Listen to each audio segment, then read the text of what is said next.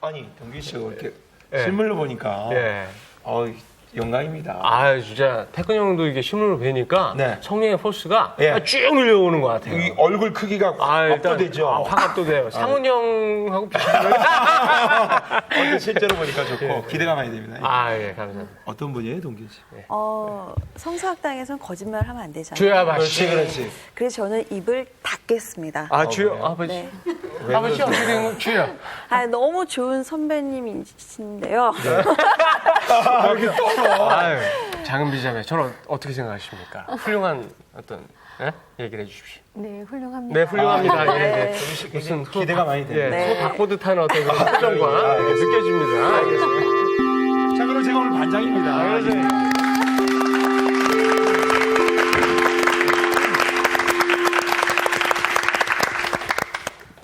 잘 지냈어요? 예. 네. 뭐 좋은 일 있었어요?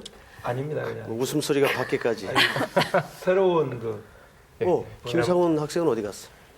상훈이는 좀 잠깐 양호실에 갔고요. 몸이 좀 안 좋은가요? 네. 오늘 예, 동기 학생도 청새시장을 오랜만에. 노리고 들어왔습니다. 예. 잘들 지냈죠? 예. 네. 잘들 지냈다는 게 뭐예요? 뭐 그런 얘기 있지 않습니까? 무소식이 희소식이다라는 얘기도 있고. 전혀 동떨어진 대답을 하네. 복습을 하면서 지낸 게 잘 지낸 겁니다. 아, 예. 성서학당 시간에는 항상 영적으로 대답을 준비하도록. 자, 우리 지난주 공부 한번 복습하고 지나갑시다. 요한계시록 이제 절반을 이제 넘어가는데 공부할 만하죠? 네. 대답이 이렇게 흔쾌히 나오질 않아요. 자, 지난주 공부 내용 뭐 했습니까? 사실 이렇게 물어보는 건 선생님도 잘 기억이 안 나가지고 물어보는 거예요. 뭐 했죠? 지난주? 그 용에 대한 얘기를 본격적으로 얘기했고요.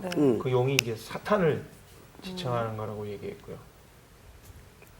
그런 내용이 있긴 있었는데. 네. 자, 우선 하늘에 뭐가 있었어요?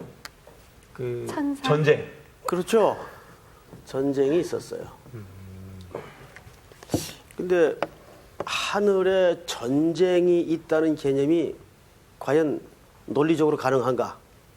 그걸 선생님이 물었었죠. 네. 이제 확실히 기억나죠? 예. 예. 그래서 이 전쟁의 개념이 뭔가? 하늘에 전쟁이 있었다. 살펴봤더니 이 전쟁은 사탄이 참소하는 거. 그렇죠. 누구를 참소할까요? 우리. 하나님의 백성들. 참소. 이거를 우리 가장 많이 등장하는 용어 중에 이제 기시록 강해 중에 문학적 표현으로서 뭐라 그런다고요? 전쟁. 전쟁이다. 이렇게 표현을 한다는 말이에요. 참소를 함으로써 성도들을 어떻게 하든지 하나님께로부터 떨어뜨리려는, 그래서 하나님께 정죄감을 갖게 하는 이런 일들을 시작했단 말이죠. 그런데 이놈이 쫓겨나요, 하늘에서. 결국은 쫓겨나는데 아직 말일 때까지. 종말과 말일은 어떤 차이가 있다고 그랬죠? 종말은 쭉 진행되는 거고 말일은 딱 피니시 되는 날. 이 중간에 들어온 학생이 대답을 아주 정확히 했어요. 그때 배웠던 것 같습니다. 대부분 아, 그래요? 네. 대부분 그 영화라든지 이런 데 보면 전학생들이 공부 잘하는 사람으로 나오죠. 근데 사고치고 오는 학생들도 있거든요. 근데 우리 동민 학생은 사고치고 오는 학생 같지는 않고 성경학당에서 사고쳐가지고 성서학당으로 온 건 아니겠지. 자, 종말은 십자가 사건부터 지금까지 전 기간을 종말이라고 하고, 말일은 말 그대로 디데이, 정해진 어떤 그 마지막 날을 말일이라고 하죠. 이때까지 사탄이 교회를 괴롭힌단 말이에요. 그런데 우리가 여기서 한 가지 물러서거나 침륜에 빠지거나 낙심할 수 없는 것은 누구의 권세가, 그리스도의 권세가 이겼기 때문에, 십자가에서 모든 걸 승리해 놓으셨기 때문에 우리는 그 그리스도의 권세를 붙잡고 마지막 날까지 꿋꿋하게 흔들리지 말고 매일매일 하나님께로 향할 수 있다. 이것이 지난주 공부의 이제 전체 개요였습니다. 오늘의 말씀 요한계시록 35강 싸우려고 서 있는 용 송태근 목사님의 강의 시작합니다. 오늘은 이제 12장 그 지난 시간에 다 하다만 부분을 좀 마저 공부할 텐데, 자 우리 저쪽에 정은비 학생부터 13절부터 한번 옆으로 좀 한 절씩 읽고 지나갑시다. 용이 자기가 땅으로 내쫓긴 것을 보고 남자를 낳은 여자를 박해하는지라. 그 여자가 큰 독수리의 두 날개를 받아 광야 자기 곳으로 날아가 거기서 그 뱀의 낯을 피하여 한 떼와 두 떼와 반 떼를 양육받으매 여자의 뒤에서 뱀이 그 입으로 물을 강같이 토하여 여자를 물에 떠내려가게 하려 하되 땅이 여자를 도와 그 입을 벌려 용의 입에서 토한 강물을 삼키니 용이 여자에게 분노하여 돌아가서 그 여자의 남은 자손 곧 하나님의 계명을 지키며 예수의 증거를 가진 자들과 더불어 싸우려고 바다 모래 위에 서 있더라. 네, 이제 지난 시간에 이제 내용상 그 이어지는 부분인데 오늘 13절서부터 17절까지 12장 이 내용을 좀 한 절 한 절 설명을 좀 드리겠습니다. 자, 우선 13절에 어떤 내용이 등장하는 걸 잘 보세요. 용이 자기 땅에서 내쫓기죠. 네. 내쫓기는데 이건 지난 시간까지의 내용이었어요. 내쫓기는 것이. 그런데 남자를 낳은 여자를 박해한다. 이게 이제 첫 번째 내용이에요. 남자를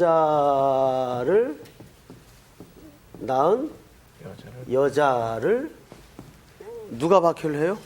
용이 박해를 해요. 박해를 해요. 여기 이제 첫 번째 오늘 우리가 다룰 내용이고, 두 번째는 보십시다. 두 번째는 14절. 그 여자가 큰 독수리의 두 날개를 받아 광야 자기 곳으로 날아가 거기서 그 뱀의 낯을 피하여 한 떼와 두 떼와 반 떼를 어떻게 해요? 양육받네. 아하. 여자가 박해받던 여자가 어디로 가요? 광야 광야로 가서 기간은 어느 정도? 한 떼와 두 떼와 반 떼. 요거 한 떼, 두 떼, 반 떼는 3년 6개월. 예. 자, 한 떼, 두 떼, 반 떼. 요거는 합하면 3년 반. 3년에다가 반 떼니까는 3년 6개월. 6개월을 말한다. 계시록에서. 요거는 계시록에서 한시적인 기간을 숫자적으로 문학적 표현을 한다. 예. 뭐 잘 생각이 안 날 때는 문학적 표현인가. 근데 그 웃고 넘길 일이 아니고 실지가 그래요. 네. 실지가. 자, 그래서 성경에서는 숫자를 이용한 묘사가 굉장히 많습니다. 그래서 여자가 광야로 피하여 3년 6개월 동안 거기서 지내요. 자, 이게 14절 내용이고 15절을 또 봅시다. 근데 여기에서 그냥 지내는 게 아니라 성경 표현해 봤더니 뭘 봤는데요? 우리 김동균 학생. 양육. 그렇죠. 양육. 대답 도와주기 없게요. 네. 자, 양육을 봤죠? 예. 자, 이 개념은 오늘 우리 공부할 내용이에요. 자, 15절 보세요. 15절. 자, 우리 저기 정중훈 학생 한번 읽어봐요. 여자의 뒤에서 뱀이 그 입으로 물을 강같이 토하여 여자를 물에 떠내려가게 하려 하되. 네, 그럼에도 불구하고 뱀이, 자, 성경에는 지난 시간에 공부한 내용 중에 뱀은 다른 말로 뭐라고도 표현한다 그랬죠? 리워야단 또는 뭐라고요? 용, 이 전부 같은 개념이라 그랬죠? 네. 자, 뱀이 뭘 토해요? 물을 토해요. 그래서 이 물을 토하는 의도가 뭔가 한번 보세요. 성경에서 15절. 떠내려가게. 예. 그러니까 해하려는 거죠. 물에 떠내려가게 하려고 뱀이 입에서 물을 토한다. 이런 것도 이거를 문학적 표현이죠. 그 의미적 표현이지 이게 사실을 묘사하는 게 아니란 말이에요. 그래서 여자를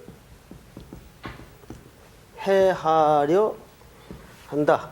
글씨 다 알아보겠죠? 네. 예, 예. 뭐 익숙들 하니까. 영안이 열려서 보여. 네, 쓸데없는 소리 하지 말고. 자, 16절을 우리 오태근 학생 한번 읽어보세요. 땅이 여자를 도와 그 입을 벌려 용의 입에서 토한 강물을 삼키니. 아, 또 이거를 땅이 어떻게 해요? 도와서 어, 흡수를 하네요. 땅이 물을 삼켜버려요. 삼켜. 삼켜서. 그 다음에 마지막으로 저쪽에 우리 장은비 학생 17절. 용이 여자에게 분노하여 돌아가서 그 여자의 남은 자손 곧 하나님의 계명을 지키며 예수의 증거를 가진 자들과 더불어 싸우려고 바다 위에 서 있더라. 바다 모래 위에 서 있더라. 그러니까 이제 그 12장은 전체 구도가 상당히 심상치 않게 끝나죠. 네? 근데 용과 누구의 결국 싸움으로 지금 묘사되고 있어요. 여자요. 여자, 남은 자. 예? 그래서 용과 남은 여자의 후손 이렇게 그림이 구도가 이제 잡혀져 있습니다. 이제 저게 뭘까? 그런데 중요한 건 뭐예요? 용이 지금 서 있는 데가 어디예요? 바다 모래. 바다 모래 위에. 그래서 여기 바다가 등장하고 모래가 등장을 해요. 그래서 저걸 또 누가 아주 쓸데없는 해석을 해가지고 저건 바로 이라크 전쟁을 얘기하는 거다. 헛웃음밖에 안 나오죠. 그러니까 그런 그 세대주의의 그 비슷한 아류의 해석들이 굉장히 많은데 그런 해석을 하게 되면 상당히 그 역사적인 오판을 할 수가 있습니다. 뭐 한때 미국과 이라크 전쟁을 성전으로 뭐 이해해가지고 누가 그런 그 잘못된 조언을 했는지 모르지만은 성전을 선포하는 일들이 있었는데 그건 굉장히 무모한 짓이죠. 자, 지금부터 이 간단한 오늘 13절에서부터 17절까지의 내용을 성경 참고 구절을 살펴가면서 좀 해석을 하겠습니다. 우선 13절 잘 보세요. 남자를 낳은 여자. 자, 이게 무슨 얘기일까? 용이 자기가 땅으로 내쫓긴 것을 보고 남자를 낳은 여자를 박해했다. 여기서 이제 우리가 밝혀내야 될 게 뭐냐면 이 여자가 누구냐 그 말이에요. 여자가. 남자를 낳은 여자. 저게 뭘 것 같아요, 여러분? 그냥 얼핏 듣는 그 생각은 예수 그리스도를 낳은 그 마리아를 얘기하지 않을까라는 생각도 제일 먼저 듭니다.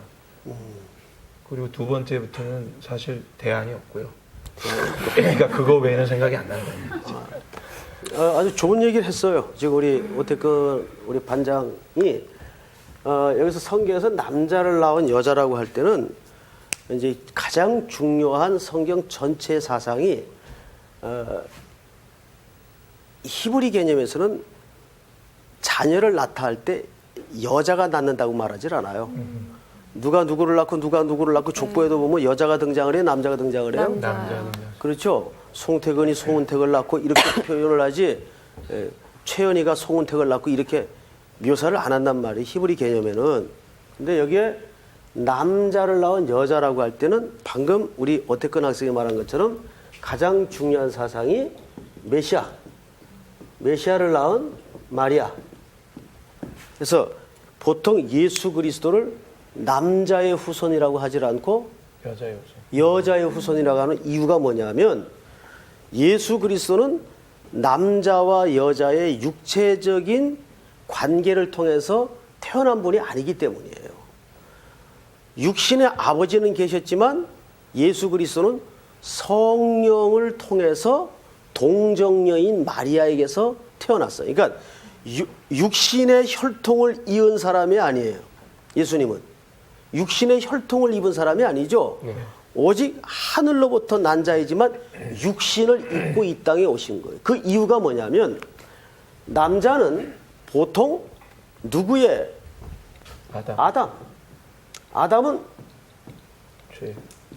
죄인이에요.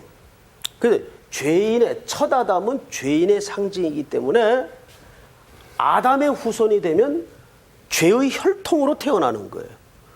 그래서 모든 아담 안에서의 후손들이 다 죄인이에요. 우리 모두가 뭐예요? 죄인이에요. 죄의 원인자를 갖고 태어나요.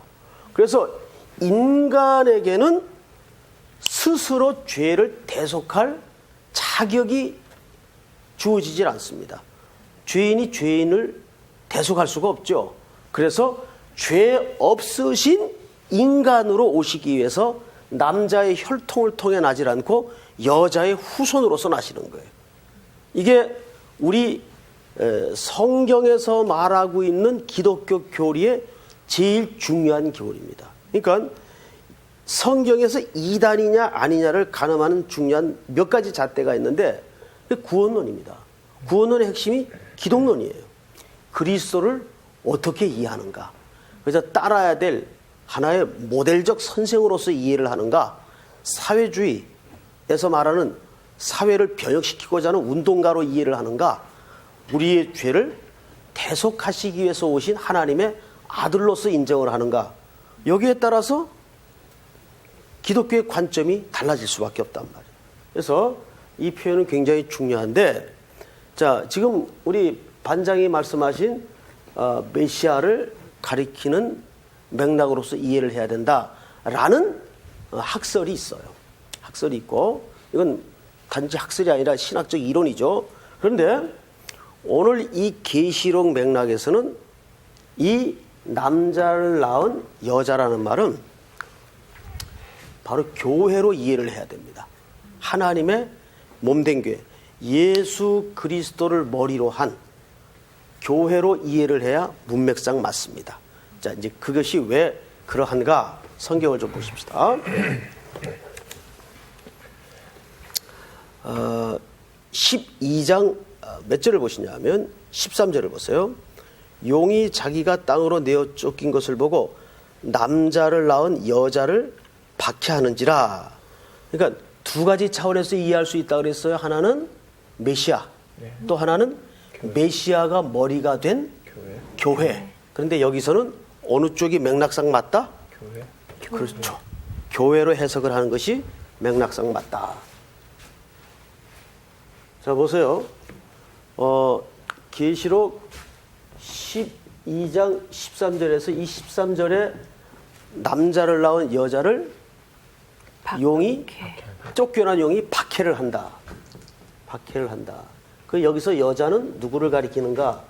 메시아를 가리킬 수도 있고 메시아가 머리가 된 뭐예요? 교회를 가리킬 수도 있는데 문맥적으로 여기서는 메시아를 단도직입적으로 가리키는 것보다는 메시아가 머리가 된 교회를 가리키는 것이 논증적으로 맞다. 이렇게 이제 머릿속에 입력을 하시고 이제 그 다음에 들어갑니다. 박해를 해요. 어떻게 박해를 하나? 14절. 그 여자가 큰 독수리의 두 날개를 받아, 그러니까 어떤 보호를 얘기하는 거겠죠. 광야 자기 곳으로 날아가 거기서 그 뱀의 낯을 피하여 한 떼와 두 떼와 반 떼를 양육받음에, 이런 표현이 있습니다. 자, 우선 출애굽기 19장을 한번 누가 찾아보십시다. 출애굽기 19장 누가 4절을 한번 읽어주시겠어요? 19장 4절. 내가 애굽 사람에게 어떻게 행하였음과 내가 어떻게 독수리 날개로 너희를 업어 내게로 인도하였음을 너희가 보았느니라. 예, 성경에서 우리 지금 방금 읽으신 우리 김동균 학생 잘 보세요. 성경에서 독수리 날개로 업어, 이런 표현은 구약 성경에서는 이스라엘 백성들을 광야 생활 속에서 하나님이 어떻게 보호하셨는가, 그 보호를 의미할 때 독수리 날개가 등장을 합니다. 이것은 이 출애굽기뿐만 아니라 신명기에서도 자주 사용되는 표현들이에요. 그러니까 오늘 계시록 12장에서 큰 독수리의 두 날개를 받아라는 말은 하나님의 교회를 향한 보호의 손길로 이해를 해야 됩니다. 자, 그런데 14장을 다시 보세요. 14절. 오늘 그 계시록 12장. 그 여자가 큰 독수리의 두 날개를 받아. 여기서 그 여자는 누구라고 그랬죠? 조금 아까? 교회. 예, 교회. 받아 광야 자기 곳으로 날아가 거기서 그 뱀의 낯을 피하여 한 때와 두 때와 반 때를 어떻게 해요? 양육을 받는다. 양육받음에. 양육을 받는다. 그러니까 여러분, 교회는 사실상 지금 어디에 위치해 있는 것과 방불하다는 얘기입니까? 광야. 무섭고 전갈이 있고 낮과 밤에 변화와 추위가 있고, 이게 지금 우리 교회라는 성도들이 처해 있는 환경이라고 말이에요. 삶의 환경이에요. 근데 그 가운데에서도 독수리의 날개와 같이 하나님의 뭐가 있어요? 하나님의 보호가 있다 없다? 있다. 있어요. 자, 그런데 독수리의 날개로 하나님이 보호를 하시듯이 교회를 보호하십니다. 어느 정도까지? 3년 6개월. 한때, 두때, 반때. 자, 이런 표현은 뭐냐면 이와 같은 박해가 영구적이지 않다 그 말이에요. 그러니까 우리 성도들이 직면하는 고통, 한숨, 끝 모를 것 같은 모든 환난들이 영원한 것들이 있을까요? 없어요. 자, 전도서 기자가 뭐라 그랬어요? 다 헛되다. 지나 가미로라. 전도서 하면 헛되다는 말밖에 생각이 안 나지. 예, 헛된 것도 맞지만 이 땅의 모든 것들은 다 어떻게 해요? 지나가게 돼 있어요. 왜? 그 말이 갖는 의미가 뭐예요? 한시적이기 때문에, 영원하지 않기 때문에. 아무리 몸이 아파도 다 지나가게 됐습니다. 언젠가는 김상훈 학생이 돌아올 거예요. 양호실 가서 거기서 영원히 거기서 아프지 않을 거란 말이에요. 양호실 선생님이 예쁘다라는 설이 있는데요.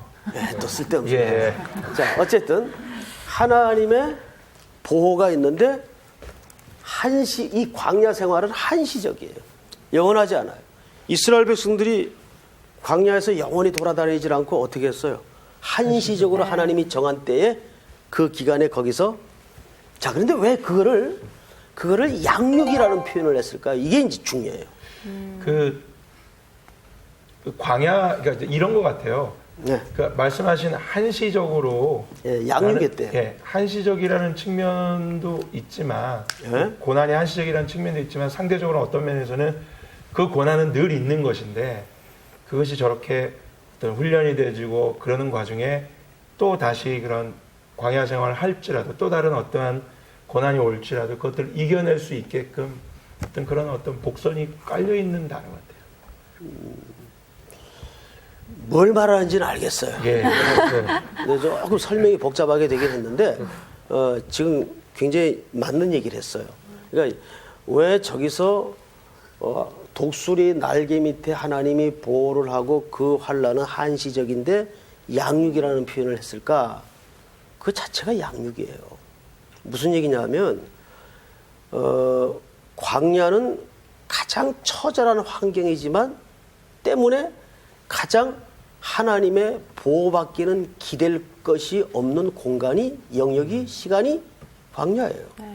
그게 뭐예요? 우리에게는 가장 어쩌면 은총의 시간일 수가 있단 말이에요. 여러분, 지난 시간들을 한번 곰곰이 돌아보세요. 내가 언제 하나님의 은혜와 하나님의 필요를 가장 절실하게 기대하고 사모했던가, 기도 한마디라도 더 할 수 있었던가, 내가 고통스러웠을 때예요. 그 광야의 시간이었거든요. 거기서 우리를 하나님이 길러내시는 거예요. 그러니까 여기서 양육이라는 말은 어떤 의미에서 우리를 빌드업 시킨다고 봐요. 자꾸 하나님의 아들로 하나님께 시선이 계속 집중되도록 그걸 가장 확실하게 훈련할 수 있는 공간이 어디예요? 광야. 모든 것이 갖추어진 데서는 그게 안 돼요. 진짜 솔직한 말로 애라도 감기라도 걸려야 기도 한마디라도 부모들이 하거든요. 그러니까 제가 이제 학부형들하고 상담을 가끔 해요. 그건 되게 상담이 편안한 상담이 없잖아요. 정말 기가 막힌 아이들 때문에 고통당하는 상담이거든요. 목사로서 상담을 하지만 제 그 속마음에 이런 게 있어요. 걔가 집사님 선생입니다. 집사님이 걔 때문에 지금 살고 있습니다. 속썩이는 팩트만 보지 말고 얘가 나를 영적으로 지금 길러내고 있구나. 응? 이런 이면적 생각과 실제로 하나님의 그런 의도가 있단 말이에요. 네. 그러니까 속 썩인다고 애 때문에 애만 잡을 게 아니라 얘가 날 길러내느라고 얼마나 얘가 애를 쓰고 몰라. 말이 안 되는 것 같지만 사실은 이게 영적인 복선이라 그랬는데 그런 복선이 하나님의 섭리 속에 늘 있습니다. 그게 광야라는 참 독특한 공간이에요. 우리 교회라는 건 건물을 말하는 게 아니죠. 네. 여러분 솔직히 지금 세계에서 가장 정결한 교회가 어딜 것 같아요? 남쪽의 교회일까요? 아닙니다. 북쪽. 지하교회예요. 지금도 종교의 자유가 없이 신앙을 지키고 산다는 게 목숨을 걸어야 되는 환경에 있는 사람들. 네? 거기는 무슨 엄살이 있을 수가 없잖아요. 그냥 사치가 존재할 수가 없잖아요. 그러니까 사느냐 죽느냐가 신앙의 전부예요, 거기는. 네. 그것만큼 정결한 상황이 있을 수 있을까요? 그러니까 어쩌면 지금 북녘의 지하의 성도들 성경 한번 편안히 못 읽고 예배 한번 편안히 제대로 못 드리고 하는 이런 환경에 있는 사람들이야말로 가장 광야에서 지금 양육받고 있는 시간이란 말이에요. 예. 그래서 지금 이런 표현을 쓰는 거예요. 이게 어렵게만 이해되던 문장들을 하나씩 풀어서 엮어보니까 이게 계시록이 먼 훗날의 어떤 얘기가 아니라 오늘 우리의 얘기예요, 사실은. 네. 그렇죠? 네. 예. 굉장히 대답을 내가 강요하는 것 같은데. 맞죠, 여러분? 네. 예. 자, 네. 그럼 14절까지는 됐어요, 이제. 15절. 근데 여자의 뒤에서 뱀이 그 입에서 아까 뭘 토한다 그랬어요? 물을 토한대요, 물.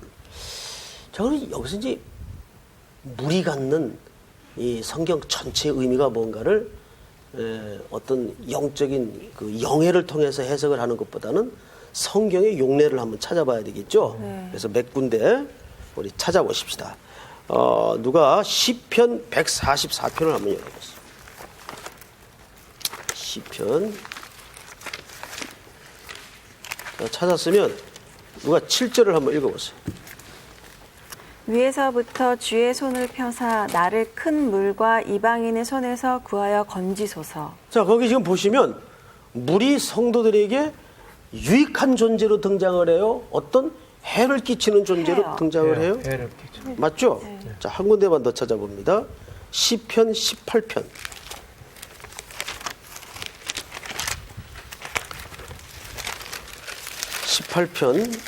열어서 누가 4절을 한번 읽습니다. 사망의 줄이 나를 얽고 불의의 창수가 나를 두렵게 하였으며. 여기 창수가 뭡니까? 물. 물이죠. 그렇죠? 예. 불의의 창수가 나를 어떻게 해요? 두렵게. 예, 여기서도 물이 성도들에게 어떤 존재로 지금 등장하여 묘사되고 있어요. 위협하고 해롭게 하는. 그래서 성경에서 바다 또는 물 할 때는 이 세상에 요동치는 현장을 얘기해요. 항상 이걸 바다에서 영업하는 자와 같다 이렇게 얘기를 하고 또 물이 파고가 높은 걸 인생의 풍랑으로 이해를 하는 경우도 성경에서 많죠. 네. 그래서 물은 성경에서 일관된 용례가 뭔가 봤더니 성도들을 위협하고 해하는 존재로서 등장을 해요. 자, 그럼 오늘 계시록으로 넘어가서 이제 이런 이제 성경적 그 근거를 가지고 오늘 본문을 좀 보십시다. 12장 아까 15절을 저기 우리 장은비 학생이 한번 읽어보세요.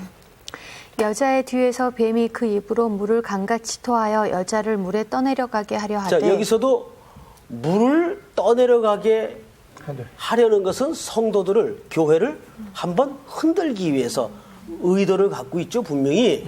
자, 그런데 16절을 한번 읽어보세요. 우리 김동균 학생. 땅이 여자를 도와 그 입을 벌려 용의 입에서 토한 강물을 삼키니. 자, 근데 여기 이제 우리 그 아주 이면적 그 개념이 등장을 하는데 그 쏟아내지는 물을 뭐가 삼켰어요? 땅이 삼켰어요. 땅이. 자, 그러면 이 땅이 물을 삼켰다는 말은 어떤 의미로 해석을 해야 되는가? 근데 여자를 도왔다 그랬어요. 그렇죠? 자, 그래서 이 부분은 우리가 성경을 한 군데 찾을 때가 있습니다. 민수기 16장을 넘어갑니다.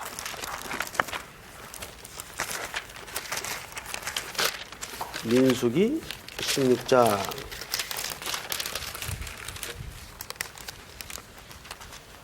열어서 누가 읽냐면은 우리 반장이 한번 읽어보세요. 30절. 만일 여호와께서 세일을 행하사 땅의 입을 열어 이 사람들과 그들의 모든 소유물을 삼켜 산채로 소홀에 빠지게 하시면 이 사람들이 과연 여호와를 멸시한 것인 줄을 너희가 알리라. 자, 이게 무슨 얘기냐면요. 이제 이 배경을 조금 말씀을 드릴게요. 광야 노정 중에서 제일 힘들었던 사건이 고라 자손의 반역이었어요. 그렇죠? 고라 자손이 모세를 대항하여서 하나님의 권위에 도전을 하죠. 그러자 하나님께서 이 백성들을 치는데 많이 죽습니다. 죽을 때 여러 가지 방법으로 죽이세요. 근데 그 중에 한 방법이 뭐냐면 땅이 여기 지금 보세요. 30절. 만일 여호와께서 세일을 행하사 땅이 입을 열어 이 사람들과 그들의 모든 소유물을 삼켜 산채로 수월에 빠지게 하시면 이 사람들이 과연 여호와를 멸시한 것인 줄 너희가 알리라. 이해가 되죠, 여러분? 네. 그러니까 땅이 입을 열어서 이러한 것들을 삼키는 걸 이스라엘 백성들이 봄으로써 누구에 대한 경각심을 갖게 돼요? 하나님에 대한 존재와 그분의 권위와 어미하심에 대해서 경각심을 갖게 되는 거예요. 그러니까 여기서 땅이 여자를 도와서 입을 벌려 물을 삼킨다는 말의 의미는 이 이스라엘 백성들을 더욱 하나님께로 가까이 정결케 만드는 수단으로서 등장을 하는 거예요. 땅이 물을 삼킨다는 것은. 그래서 하나님이 하나님의 권위를 드러내실 때 구약에서는 땅을 입을 열게 하셔서 모든 것들을 삼켜내는, 또 땅이 입을 벌려서 모든 걸 토하게 내는 이런 이제 내용으로서 묘사를 하고 있죠. 이제 이뿐만 아니라 참고 구절이 많은데 시간 관계에서 다 찾을 수는 없고 오늘 본문으로 돌아가서 그 맥락에서 성경을 한번 다시 보세요. 계시록 12장 16절을 보시면 땅이 여자를 물에 떠내려가게 땅이 여자를 도와 그 입을 벌려 용의 입에서 토한 강물을 삼키니, 이거는 이제 앞으로 13장을 여는 서론 구절로서도 등장을 합니다. 이제 13장은 우리 다음 시간에 공부를 하겠지만은 이 내용을 잘 이해를 하고 있어야 13장의 내용을 이해를 할 수가 있습니다. 자, 17절 우리 한번 한음성으로 같이 읽을까요? 시작. 용이 여자에게 분노하여 돌아가서 그 여자의 남은 자손 곧 하나님의 계명을 지키며 예수의 증거를 가진 자들과 더불어 싸우려고 바다 모래 위에 서 있더라. 네. 이 용은 그러한 땅이 입을 열어서 자기가 해하려고 시도했던 물들을 삼켜버리고 그 광경을 교회로 하고 목독케 함으로써 하나님의 권위를 서로가 인정하고 보게 하고 확증하는 그러한 일들을 보면서 포기합니까? 포기하지 않아요. 17절의 광경은 오히려 더 자세를 고추 세워서 어떻게 하고 있어요? 바다 모래 위에 이제 응원군들을 불러 모읍니다. 이게 17절의 내용이에요. 용이 여자에게, 그러니까 하나님의 교회에게, 성도들에게 분노하여 돌아가서 그 여자의 남은 자손 곧 하나님의 계명을 지키며 예수의 증거를 가진 자들과 더불어 싸우려고 바다 모래 위에 서 있더라. 이제 다음 시간에는 저하고 여러분들이 무슨 공부를 하게 되냐면 이 바다 모래 위에 여자의 남은 후손과 싸우려고 서 있는 용의 그 기가 막힌 정체에 대해서 이제 공부를 할 겁니다. 용의 정체.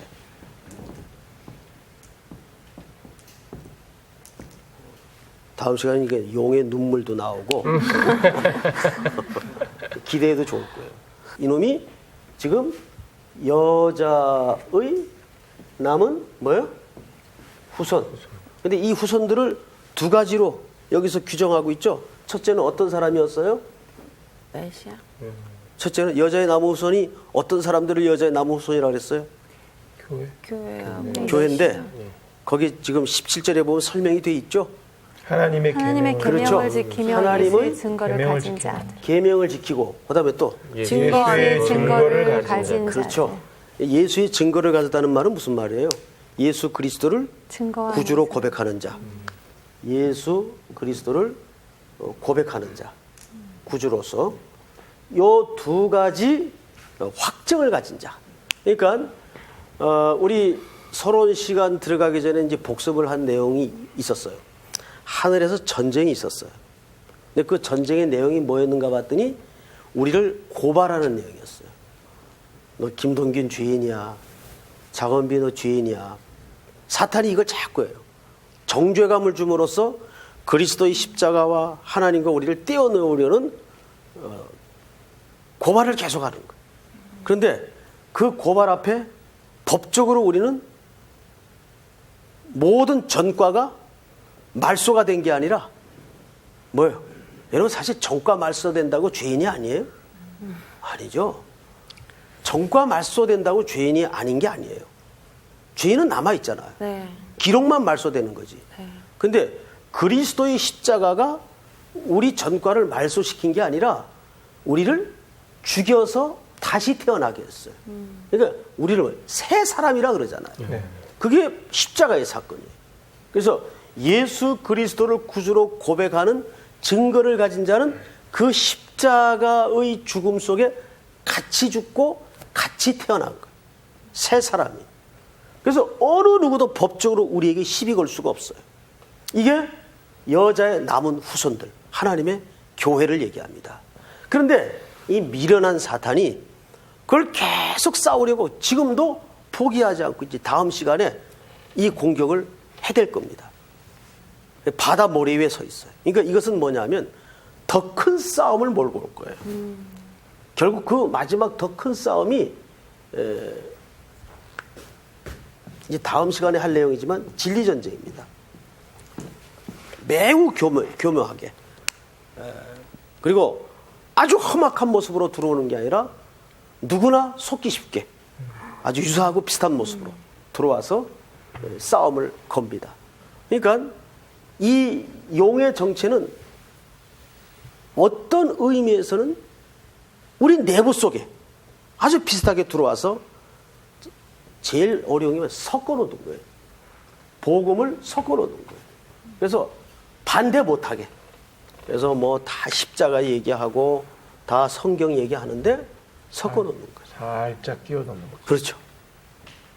그래서 우리가 성경 공부를 하거나 성경을 읽을 때 제일 중요한 게 편견을 갖는 거. 이거 굉장히 중요합니다. 이 편견을 갖는 게 중요한 게 아니라 편견을 안 갖는 거. 그러니까 우리도 모르는 사이에 성경에 대해서 기독교에 대해서 굉장한 편견이 붙잡혀 있어요. 그게 어떤데 그 편견이 굳건한 문화로 형성을 해가지고 그게 진리가 돼버려요. 그 편견이. 아닌데 성경은 전혀 예수님은 그런 말 한 적도 없는데 기독교의 역사가 기독교의 문화가 이어지고 축적되고 쌓아져 내려오면서 편견을 갖게 만들어요. 이 사람 편견이라는 게 굉장히 무섭잖아요, 사실은. 저도 이제 그런 실수를 많이 하는데 운전을 하고 가다가 앞에 차가 조금 우물쭈물하면 제번 제 입에서 뭐라고 말이 튀어나오냐. 아이, 저것도 저 아줌마다, 아줌마.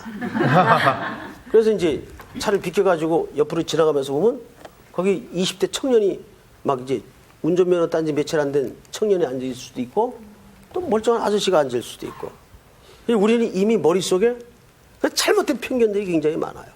이게 성경은 사탄들은 자꾸 성경의 일부만 소개를 해가지고 우리로 하여금 그 편견에 꽉 붙잡히게 만들어. 네.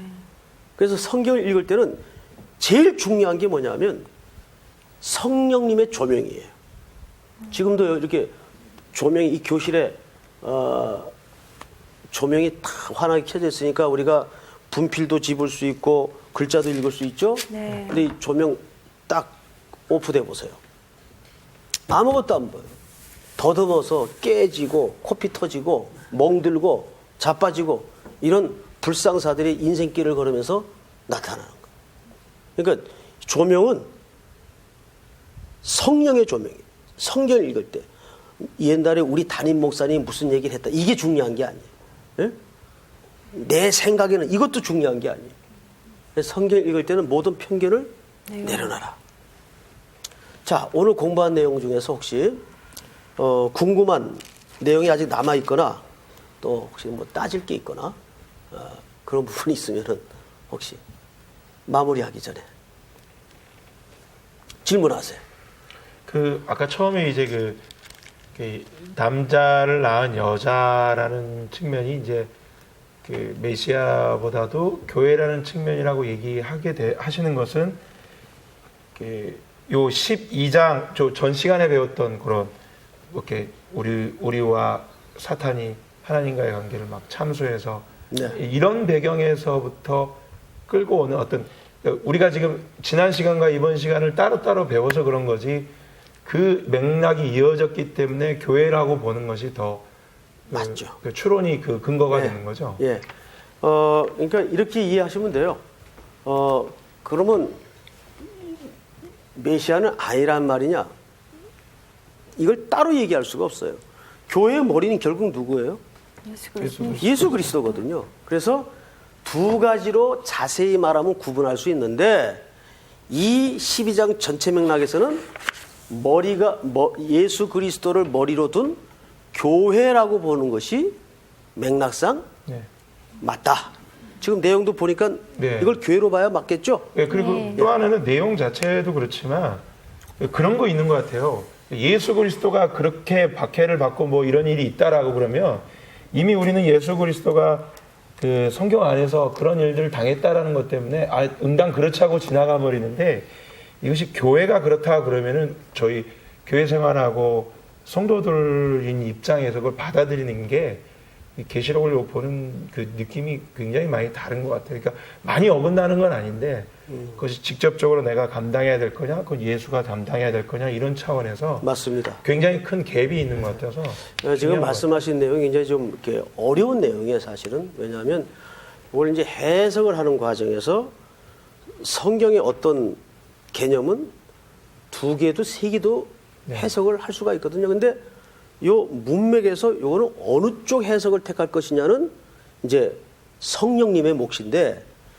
그건 맥락에서 보는 게 가장 정확합니다. 그러니까 여기서는 교회로 이해를 하는 게 정확한 해석일 수밖에 없어요. 네. 네, 오늘 공부는 여기서 마치겠습니다. 네, 수고하셨습니다. 감사합니다.